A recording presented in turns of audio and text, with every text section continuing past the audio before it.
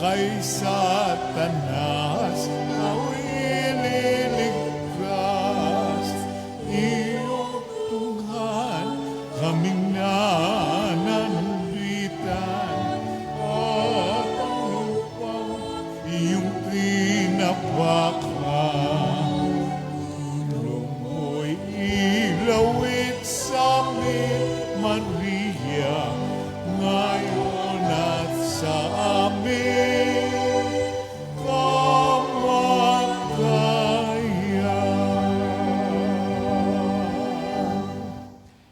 Simulan natin ang ating pagdiriwang sa ngalan ng Ama at ng Anak at ng Espiritu Santo. Amen. Ang pagpapala ng ating Panginoong Hesukristo, ang pag-ibig ng Diyos Ama, at ang pakikipagkaisa ng Espiritu Santo naway sumainyong lahat. At sumaiyo rin. Mga kapatid, aminin natin ang ating mga kasalanan upang tayo'y maging marapat gumanap sa banal na pagdiriwang.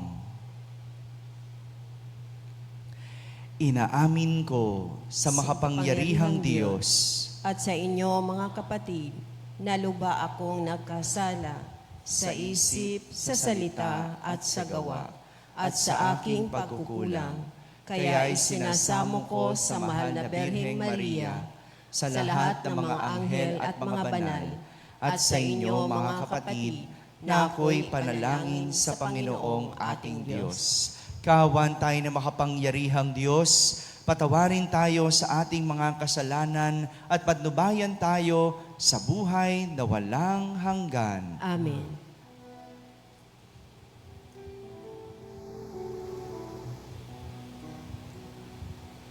Panginoon, kawan mo kami, kawan mo kami.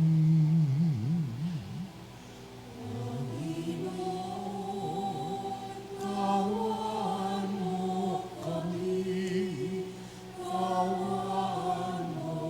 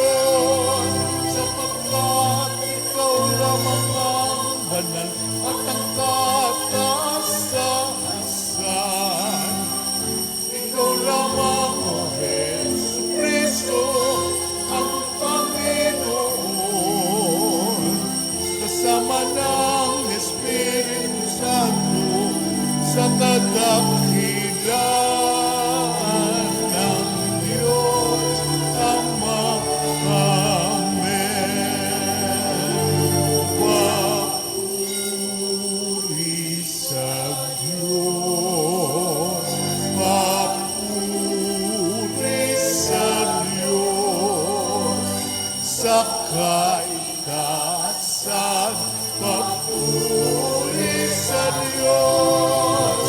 Sa kaitaasan, papuri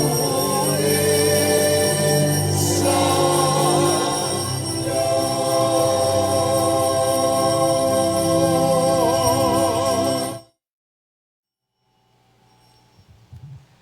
Manalangin tayo. Ama naming makapangyarihan, para sa iyong anak ay inilaan mong maging marapat na tahanan ang mahal na birheng ipinaglihing walang minanang kasalanan. At siya'y ibinukod mo para wag madamay sa pagkamasuwayi ng lahat, pakundangan sa kamatayang aakuin ng iyong anak. Bilang tugon sa kanyang pagdalangin, loobin mong kami ay maging dalisay upang kami ay maging dapat na makadulog sa iyong harapan. Sa pamamagitan ni Jesucristo, kasama ng Espiritu Santo, magpasawalang hanggan. Amen. Magsiupo po ang lahat at makinig sa pagpapahayag ng salita ng Diyos.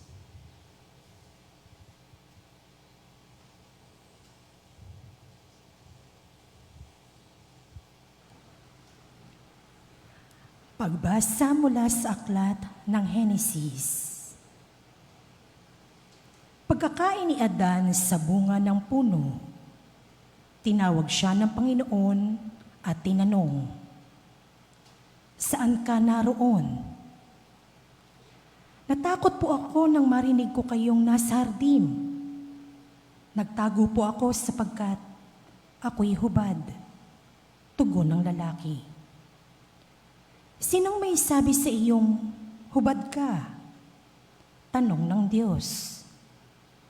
"Bakit? Kumain ka ba ng bungang ipinagbabawal ko?" "Kasi pinakain po ako ng babaeng ibinigay ninyo sa akin," tugon ng lalaki. "Bakit mo naman ginawa iyon?" Tanong ng Diyos sa babae. "Mangyari po'y nilinlang ako ng ahas, kaya ako'y natuksong kumain," tugon naman niya. At sinabi ng Panginoon sa ahas, "Sa iyong ginawa'y may parusang dapat, na tanging ikaw lang yaong magdaranas. Ikaw ay gagapang, ang hatol kong gawad, at alikabok ang pagkaing dapat. Kayo ng babae laging mag-aaway, binhimo't binhinya'y laging maglalaban. Ito ang dudurog ng ulo mong iyan, at ang sakong niya'y ikaw ang tutuklaw." Eva ang tinawag ni Adan sa kanyang asawa, sapagkat ito ang ina ng sangkatauhan. Ang salita ng Diyos. Salamat sa Diyos. Salmong tugunan. Umawit sa Diyos ng awa, ang gawain niya'y dakila.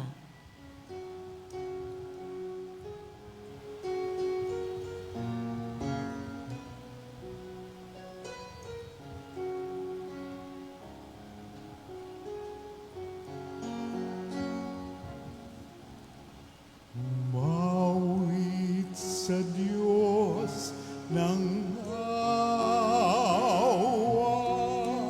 ang gawain niya'y dakila. Umawit sa Diyos ng awa, ang gawain niya'y dakila. Umawit ng bagong awit at sa paon ay ialay, pagkat yaong ginawa niya ay kahangahangang tunay. Sa sariling lakas niya at taglay na kabanalan, walang hirap na natamo, yaong hangad na tagumpay. Sa Diyos ng awa,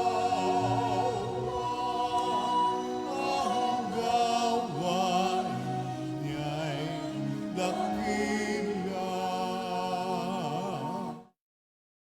tagumpay niyang ito, siya na rin ang naghayag. Sa harap ng mga bansay, nahayag ang pagliligtas. Ang pangako sa Israel, lubos niyang tinupad.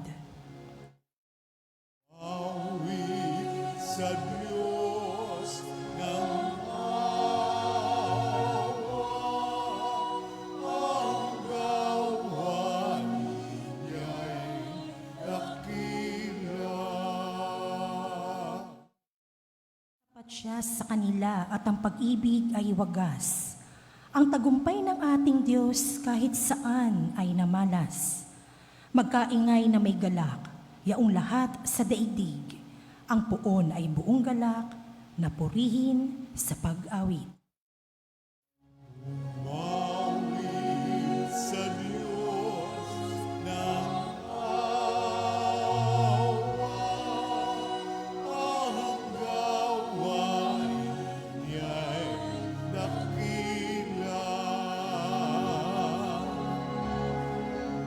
Awit sa Diyos ng awa, ang gawain niya'y dakila.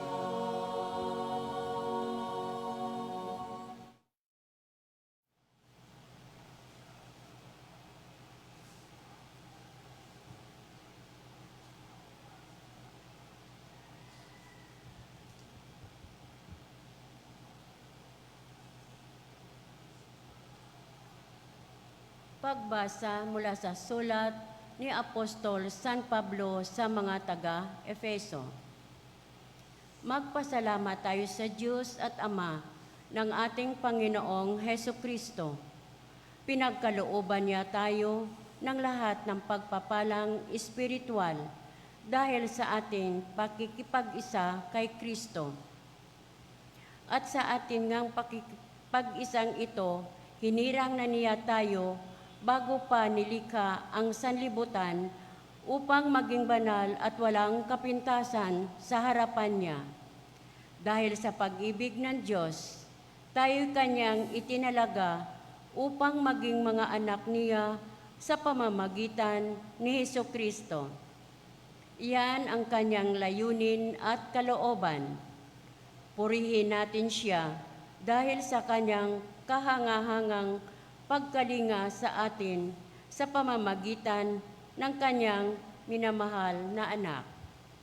At dahil kay Kristo, kami naging bayan ng Diyos na nagsagawa ng lahat ng bagay ayon sa kanyang panukala at kalooban. Mangyari ito nang kami hirangin niya noon pang una, kaming mga unang umasa kay Kristo sa lalong ikadadakila niya. Ang salita ng Diyos. Salamat sa Diyos. Magsitayo po ang lahat at makinig sa mabuting balita ng Panginoon.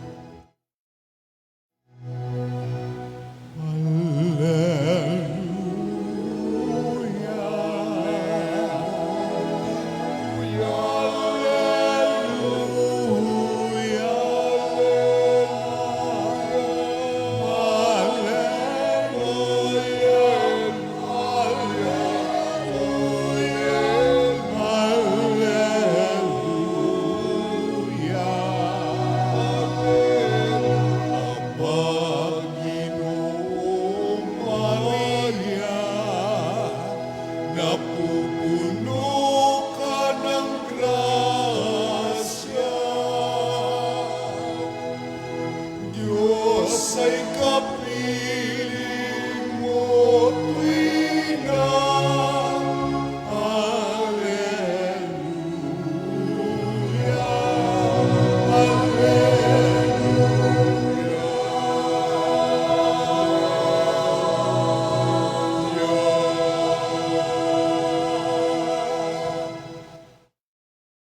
Inyo ang Panginoon. At sumaiyo rin. Ang mabuting balita ng Panginoon ayon kay San Lucas. Papuri sa iyo, Panginoon.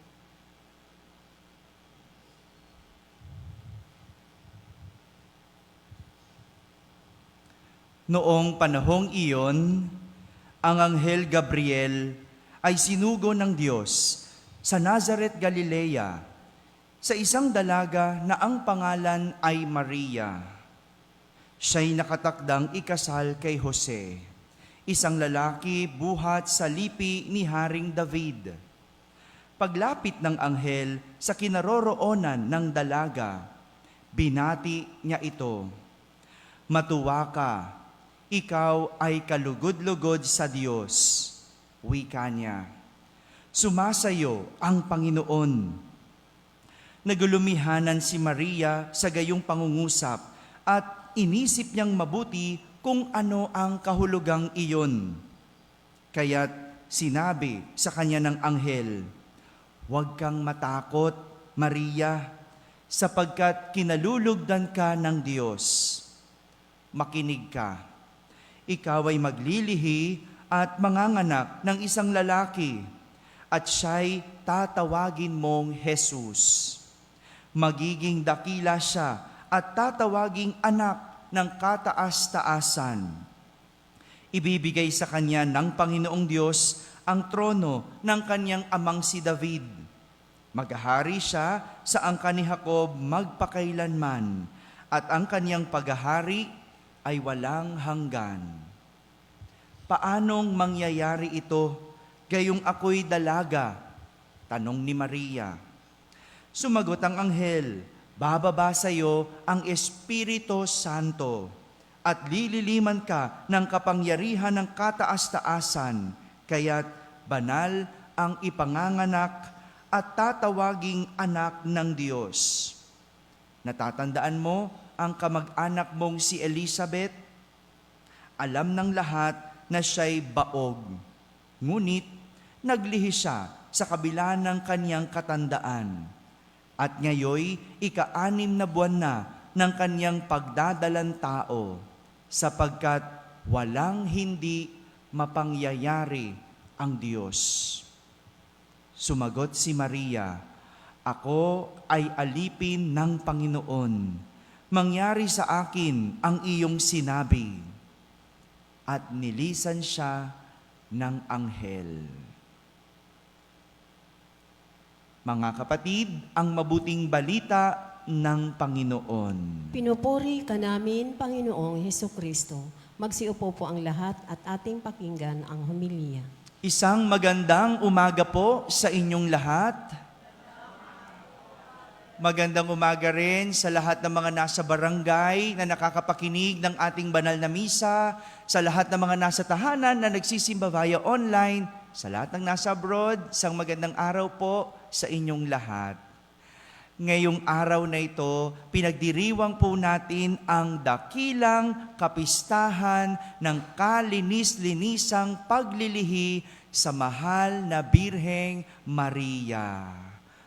Iniurong lang po natin ang araw na ito sapagkat dapat ang araw na ito o ang kapistahang ito ay pinagdiwang natin kahapon. Pero dahil espesyal ang ating mahal na ina, ating ipinagdiriwang ito sa araw na ito. Madalas, napagkakamala na ang pagdiriwang o ang kapistahang ito ay tungkol sa paglilihi ni Maria. Dahil nalalapit ang pagdiriwang ng Kapaskuhan, nalalapit ang pagsilang ni Jesus. Ngunit hindi. Ang pagdiriwang na ito ay tungkol sa paglilihi kay Maria ng kanyang ina na si Santa Ana. Kaya makalipas ang 9 na buwan, anong buwan yun? September 8, si Maria ay isisilang. Ang kapistahang ito ay tungkol sa paglilihi kay Maria ng kanyang ina. Kahapon, sinindihan natin ang ikalawang kandila sa korona ng Adbyento na sumisimbolo sa kapayapaan. Sabihin nyo nga, kapayapaan. Simulan natin ang linggong ito sa ganitong tema. at tignan natin kung ano ang tinuturo sa atin ng ating mga pagbasa tungkol sa kapayapaan. Narinig natin ang dalawang kwento na magtuturo sa atin kung paano magkaroon ng kapayapaan. Sa unang pagbasa, narinig natin ang kwento ng ating unang mga magulang, sina Eva at Adan. Hinanap ng Panginoon itong si Adan sapagkat siya ay nagtatago. Nagtatago. Ang kanyang katwiran dahil siya daw ay hubad. Bakit? Nung nilikha ba si Adan, meron siyang damit? Di ba? Hubad naman talaga siya. Pero ngayon, ang kanyang katwiran, siya ay hubad. Natakot siya nang marinig niya na nasa hardin ang Panginoon. Kaya nang tanungin siya kung kumain ba siya sa bungang ipinagbabawal, anong kanyang naging sagot? Kasi pinakain ako ng babaeng ibinigay ninyo sa akin. Tignan mo yung sagot. No? Ang tanong, kumain ka ba sa bungang ipinagbabawal? Ano dapat ang sagot? Di ba? Oo o hindi lang. Anong sagot niya? Kasi pinakain ako nung babaeng ibinigay ninyo sa akin. Di sinundan ng Diyos ng tanong, bakit mo naman ginawa iyon? Tanong niya dun sa babae. Anong sagot ng babae? Kasi, tinukso ako. Tingnan nyo, ito pong nangyayari kapag ang isang tao ay may nagagawa o ginagawang kasalanan. Siya ay nagtatago. Di ba? Kapag may ginagawa tayong kasalanan, tayo ay nagtatago. Imbes na humingi ng tawad, nangangatwiran. Anong katwiran? Sapagkat ako'y hubad. At ang mas nakakalungkot, imbis na akuin, nagtuturo ng iba. Anong sinabi?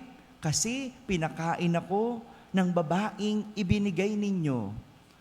O ngayon, sino na may kasalanan? Hello? Sasabihin ng Diyos, ako pa may kasalanan? Bakit parang kasalanan ko? No? Dahil babinigyan kita ng babaeng makakasama? Kaya ka naging ganyan? Tingnan nyo, ganyan ang tao. Kapag may ginagawang kasalanan, nagtatago. At kapag nahuli, nagtuturo. Nangangatwiran at nagtuturo. Ganyan ang walang kapayapaan. Samantala, kwento naman ng pagbabalita kay Maria ng anghel ang ating narinig sa ating ebanghelyo o ang kwento ng Annunciation. Sa kwentong ito, si Maria sumunod sa plano ng Diyos. Bagamat siya'y may tanong. Ang tanong niya, paanong mangyayari ito gayong ako'y dalaga? Ngunit sa kabila ng kanyang tanong, ibinigay ni Maria ang kanyang fiat, ang kanyang oo, bilang tugon sa plano ng Diyos. At kanyang sinabi, ako'y alipin ng Panginoon, mangyari sa akin ang ayon sa iyong sinabi. Lahat ito ay dahil naniwala si Maria na walang hindi mapangyayari ang Diyos. Walang hindi mapangyayari ang Diyos. Sa dalawang kwento, sino ang nagpakita ng kapayapaan sa kanyang puso? Sino ang nagpakita ng kapayapaan sa kanyang buhay? Ang nagtago sa Diyos o ang humarap sa anghel ng Panginoon? Ang nangatwiran, sapagkat ako'y hubad, o ang nagtanong, paanong mangyayari ito, gayong ako'y dalaga? Sino sa dalawa ang may kapayapaan? Ang nagturo? Kasi pinakain ako ng babaeng ibinigay ninyo. O ang umako? Ako'y alipin ng Panginoon. Mangyari sa akin ang iyong sinabi. Sino sa dalawa ang nagpakita ng kapayapaan sa kanyang buhay? Sina Eva at Adan o si Maria? Isa lang ang pinapakita sa atin ng dalawang kwentong ito. Ang kapayapaan ay sa Diyos lang matatagpuan. Tandaan, ang kapayapaan sa Diyos lang matatagpuan. Mga kapatid, kapag walang Diyos, sa lahat ng ating ginagawa, iniisip at sinasalita, huwag tayong aasang makakatagpo ng kapayapaan. Dahil walang kapayapaan sa mga taong gumagawa ng kasamaan. Walang kapayapaan sa mga taong gumagawa ng kasamaan. Dahil ang tanging kapayapaan na hinahanap natin sa Diyos lang matatagpuan. Si Maria ay pinaglihi na walang bahid dungis, wala ni katuldok na kasalanan, ni katuldok nagmali. Kung kaya't kahit siya'y namuhay ng mahirap, kahit siya'y naghirap, namuhay siyang payapa. Payapa ang kanyang puso. Dahil wala siyang ibang ginawa kundi mamuhay para sa Diyos. Kaya tayo, kahit mahirap,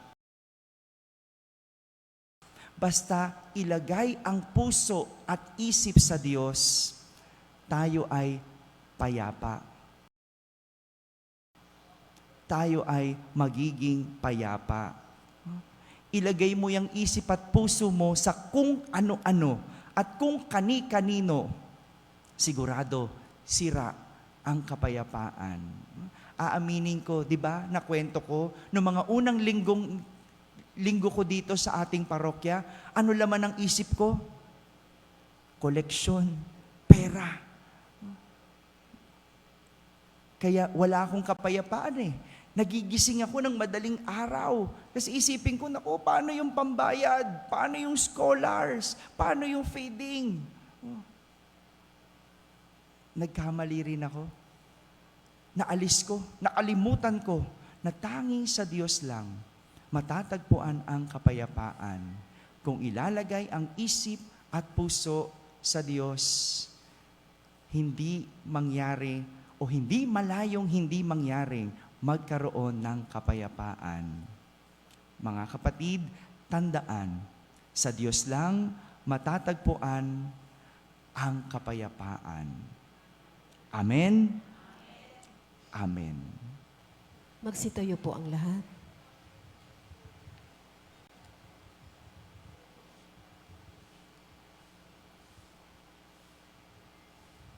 Sabay-sabay nating ipahayag ang ating pananampalataya. Sumasampalataya ako sa Diyos amang makapangyarihan sa lahat, na may gawa ng langit at lupa.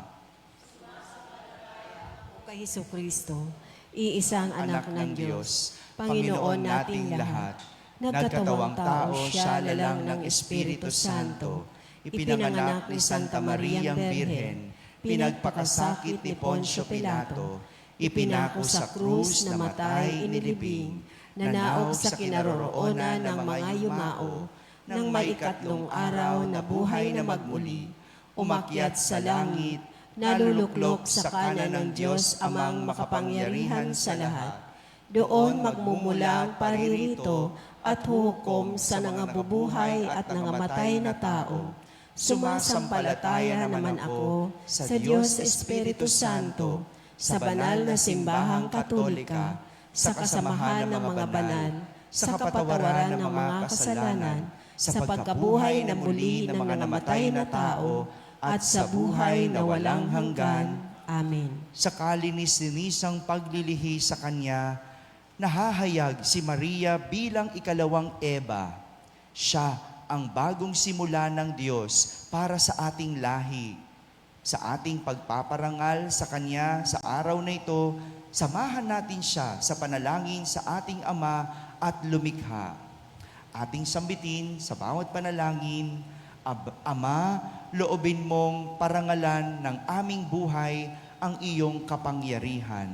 Ama, loobin mong parangalan ng aming buhay ang iyong kapangyarihan.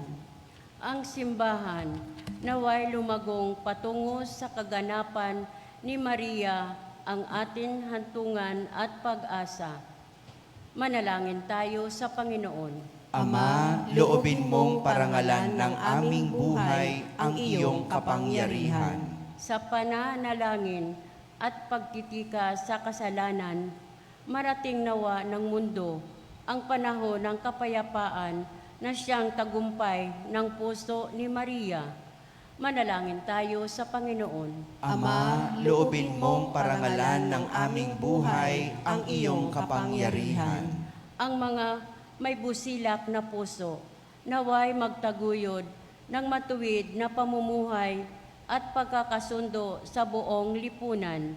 Manalangin tayo sa Panginoon. Ama, loobin mong parangalan ng aming buhay ang iyong kapangyarihan. Tayo naway tulungan ng atin paglalakbay ni Maria na napupuno ng grasya.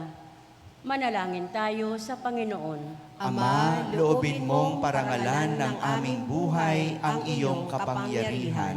Ang mga yumao naway magdiwang ng walang katapusan kasama ni Maria at ng mga banal. Manalangin tayo sa Panginoon. Ama, loobin mong parangalan ng aming buhay ang iyong kapangyarihan. Sa katahimikan, ating ilapit sa Diyos ang ating mga pansariling kahilingan.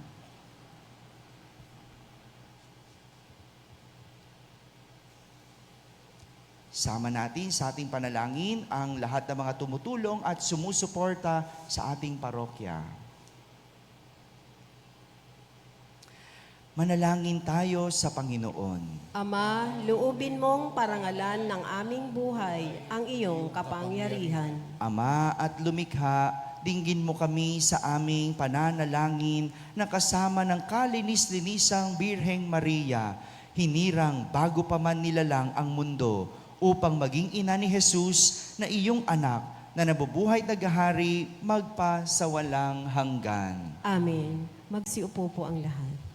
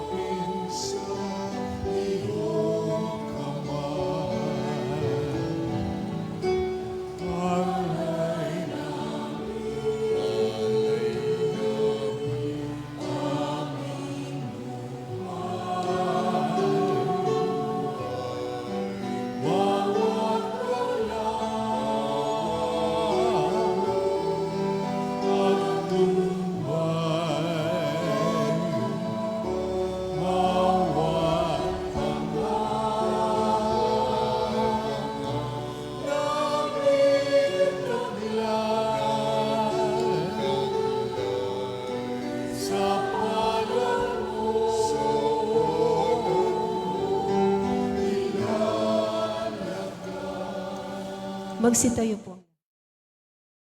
Manalangin kayo mga kapatid upang ang paghahain natin ay kalugdan ng Diyos amang makapangyarihan. Tanggapin nawa ng Panginoon itong paghahain sa iyong mga kamay, sa kapurihan niya at karangalan sa ating kapakinabangan at sa buong sambayanan niyang banal. Ama naming lumikha, ang handog na nagliligtas ay aming inihahain sa iyong dambana, ngayong dakilang kapistahan ng kalinis-linisang paglilihi ng mahal na Birhen. Tanggapin mo ito at ipagkaloob mo pakundangan sa kanyang kahilingan na katulad ng pagkasagip mo sa kanya sa pagkasangkot sa pagsuway ng tanan. Kami mga sumasampalataya sa iyong kaloob, sa kanya ay mahango sa tanang kasalanan. Iniluluhog namin ito sa pamamagitan ni Jesucristo kasama ng Espiritu Santo magpasawalang hanggan. Amen. Sumainyo ang Panginoon. At sumaiyo rin. Itaas sa Diyos ang inyong puso at diwa. Itinaas na namin sa Panginoon. Pasalamatan natin ang Panginoong ating Diyos. Marapat na siya ay pasalamatan. Ama naming makapangyarihan, tunay ngang marapat na ikaw ay aming pasalamatan, di mo itinulot masangkot sa dating pagsuway ang mahal na Birheng kabanal-banalan na iyong lubos na kinalulugdan upang sa anak mo ay siya ang magluwal. Sa kanya'y mababanaag ang sambayan ng kabiyak na dalisay at walang bahid kataksilan, laang magbigay ng puspos kalinisan sa mga nananabik sa anak mong mahal na korderong nag-aalis sa aming kasalanan. Ang mahal na Birhen nga'y iyong inilaang maging katuwang at huwaran sa katapatan. Kaya kaysa ng mga anghel na nagsisiawit ng papuri sa iyo nang walang humpay sa kalangitan, kami nagbubunyi sa iyong kadakilaan.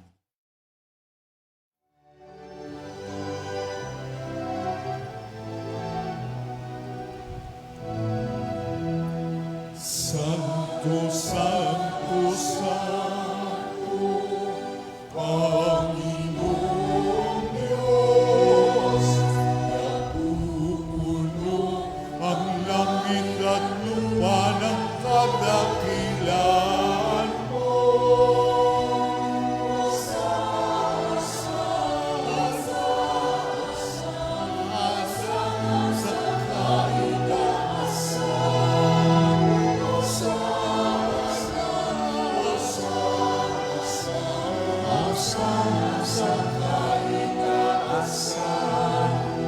Pinagpalang naparirito sa ngalan ng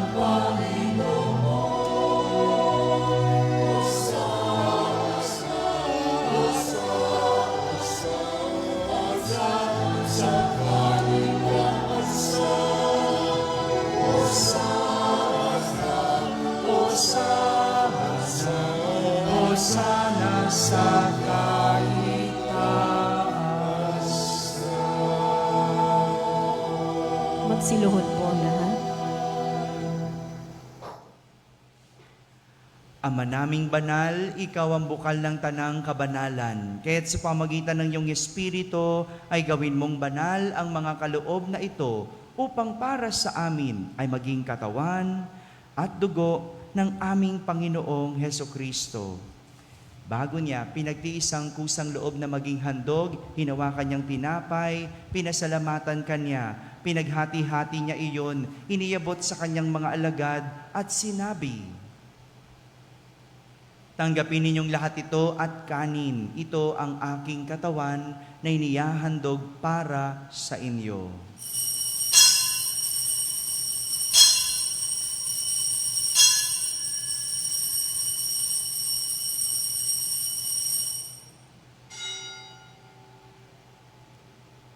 Kaya hindi naman matapos ang hapunan, hinawakan niyang kalis, muli kanyang pinasalamatan. Iniabot niyang kalis sa kanyang mga alagad at sinabi, "Tanggapin ninyong lahat ito at inumin. Ito ang kalis ng aking dugo, ng bago at walang hanggang tipan. Ang aking dugo na ibubuhos para sa inyo at para sa lahat sa ikapagpapatawad ng mga kasalanan. Gawin ninyo ito sa pag-alaala sa akin."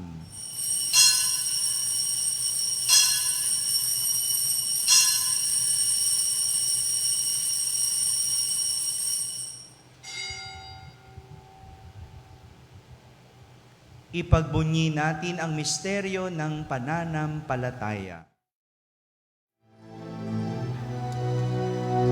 Sa krus mo at pagkabuhay, kami natubos mong tunay.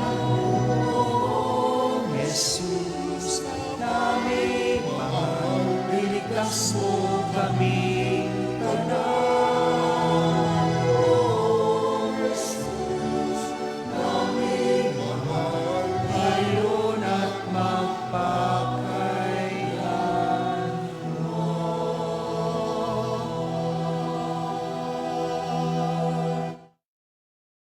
Ginagawa namin ngayon ang pag-alaala sa pagkamatay at muling pagkabuhay ng iyong anak, kaya't inaalay namin sa iyo ang tinapay na nagbibigay buhay at ang kalis na nagkakaloob ng kaligtasan.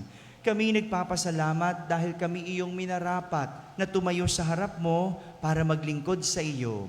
Isinasamo namin kaming magsasalo-salo sa katawan at dugo ni Kristo ay mabuklod sa pagkakaisa sa pamamagitan ng Espiritu Santo. Ama, lingapin mong iyong simbahang laganap sa buong daigdig. Puspusin mo kami sa pag-ibig, kaysa ni Francisco na aming Papa, ni Jose. Mo rin ang mga kapatid naming nahimlay na may pag-asang sila'y muling mabubuhay, gayon din ang lahat ng mga pumanaw. Kaawan mo sila at patuloyin sa iyong kaliwanagan. Kaawan mo at pagindapating kaming lahat na makasalo sa iyong buhay na walang wakas. Kaisa na mahal na Birheng Maria na ina ng Diyos, ng kabiyak ng puso niyang si San Jose, kaysa ng mga apostol at ng lahat ng mga banal na namuhay dito sa daigdig ng kalugod-lugod sa iyo. May pagdiwang nawa namin ang pagpupuri sa kararangal mo sa pamamagitan ng iyong anak na aming Panginoong Hesukristo. Sa pamamagitan ni Kristo, kasama niya at sa Kanya, ang lahat ng parangal at papuri ay sa iyo, Diyos Amang makapangyarihan, kasama ng Espiritu Santo, magpa sa walang hanggan.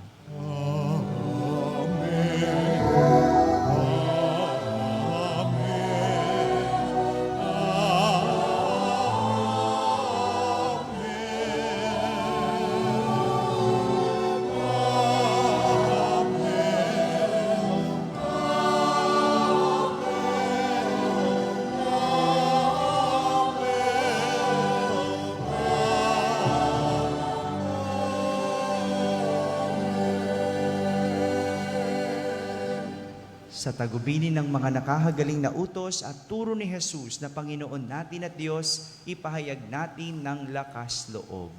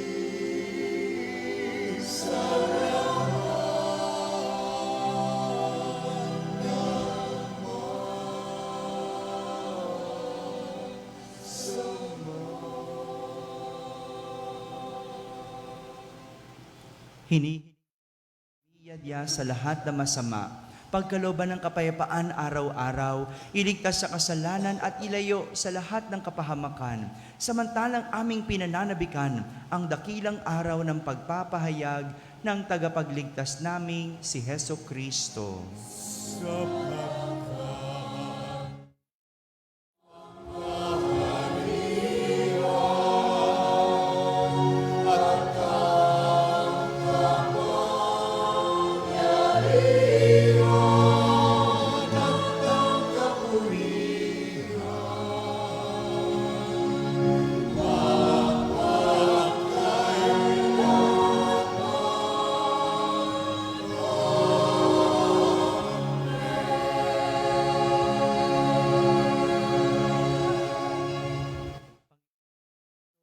Sinabi mo sa iyong mga apostol, kapayapaan ang iniiwan ko sa inyo. Ang aking kapayapaan ang ibinibigay ko sa inyo. Tunghayan mo ang aming pananampalataya at huwag ang aming pagkakasala. Pagkalooban mo kami ng kapayapaan at pagkakaisa ayon sa iyong kalooban, kasama ng Espiritu Santo, magpa sa walang hanggan. Amen. Ang kapayapaan ng Panginoon ay laging sumainyo. At sumaiyo rin. Magbigayan kayo ng kapayapaan sa isa't isa. Peace be with you.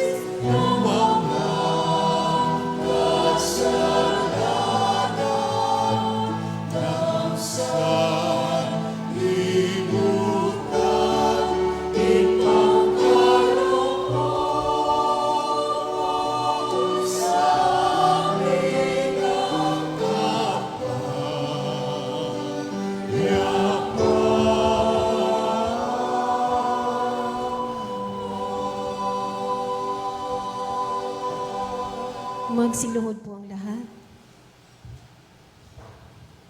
Ito ang kordero ng Diyos. Itong nag-aalis ng mga kasalanan ng sanlibutan. Mapalad ang mga inaaniyahan sa kaniyang piging. Panginoon, hindi ako karapat-dapat na magpatuloy sa iyo. Ngunit sa isang salita mo lamang ay agalin.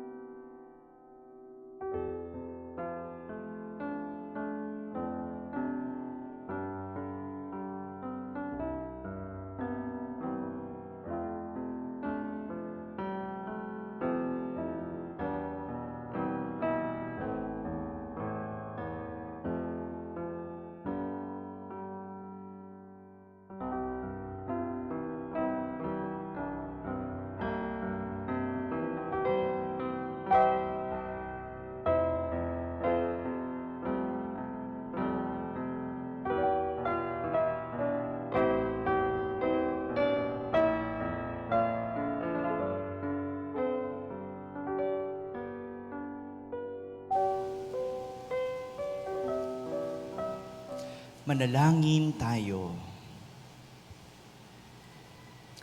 Ama naming mapagmahal, ang tinanggap namin ngayong banal na pakikinabang ay lumunas nawa sa mga sugat na likha ng kasalanan na di mo itinulot manahin ni Mariang Birheng Mahal na pinaglihing may tanging kadalisayan sa pamamagitan ni Jesucristo kasama ng Espiritu Santo magpasawalang hanggan. Amen. Ating pararangalan ang ating mahal na ina.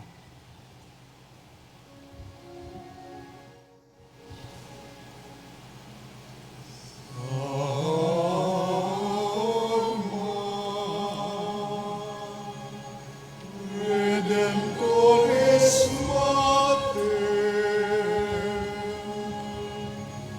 que per vias celi porta manes, et stella Maris, succurre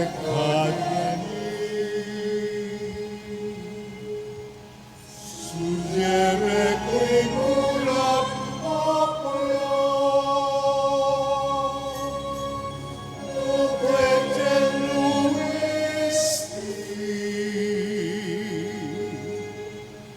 natura mirante,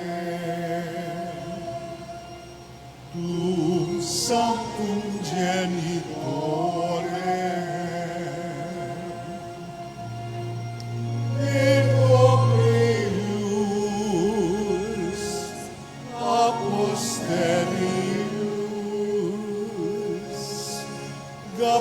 Gabrielis amore, sumen siliut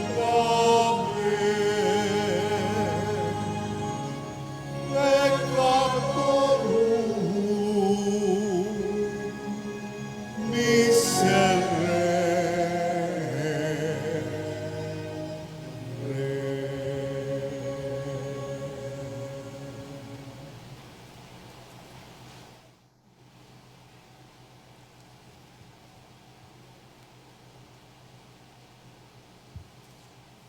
Pray for us, O Holy Mary, Mother of God. That we may be made worthy of the promises of Christ. Sumainyo ang Panginoon. At sumaiyo rin. At pagpalain kayo ng makapangyarihang Diyos, Ama at Anak at Espiritu Santo. Amen. Tapos na po ang ating pagdiriwang, humayging taglay ang pag-ibig at kapayapaan ni Kristo. Salamat sa Diyos.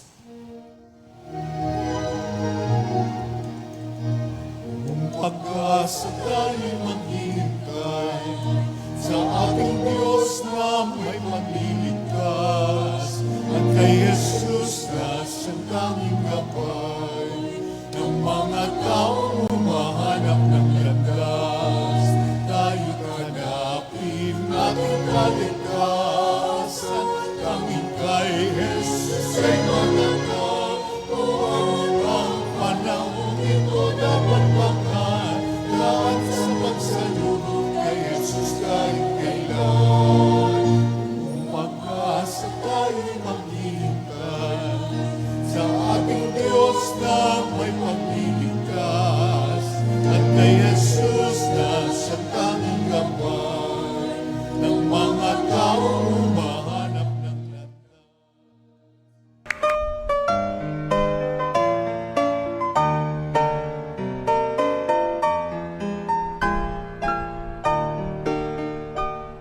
Nuestro Padre Jesús Nazareno, sinasamba ka namin, pinipintuho ka namin, aral mo ang aming buhay at kaligtasan. Nuestro Padre Jesús Nazareno, iligtas mo kami sa kamatayan. Ang krus mong pinamatayan ay sagisag ng aming kaligtasan. Nuestro Padre Jesus Nazareno, dinarangal ka namin. nuestro Padre Jesús, nasa